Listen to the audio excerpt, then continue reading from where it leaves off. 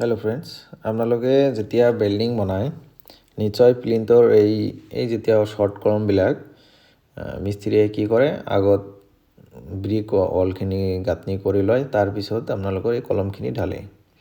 কিন্তু একচুৱেলি সেইটো ভুল পদ্ধতি। সেইটো কৰিলে কি হয়, আপোনালোকৰ যিটো কলমৰ ভাইব্ৰেশ্যন ভালকৈ নহয় বা কলমৰ যিটো কাষ্টিং আছে সেইটো একচুৱেলি প্ৰপাৰ নহয়, যিহেতু মানে চিমেণ্ট চিলাৰী যিবিলাক আছে পানীবিলাক যি আছে সেইবিলাক ছাইডেদি ওলাই যায়।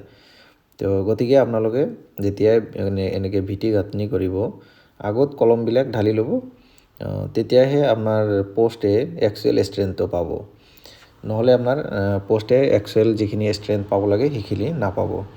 আৰু এই জইণ্টবিলাক এনেকৈ যদি আগতে কৰি লয় তেতিয়াহ'লে কি হয়, ক্ৰেকছে দেখা দিয়ে। আৰু যদি এনেকৈ পিছত কৰে তেতিয়াহ'লে আপোনাৰ এই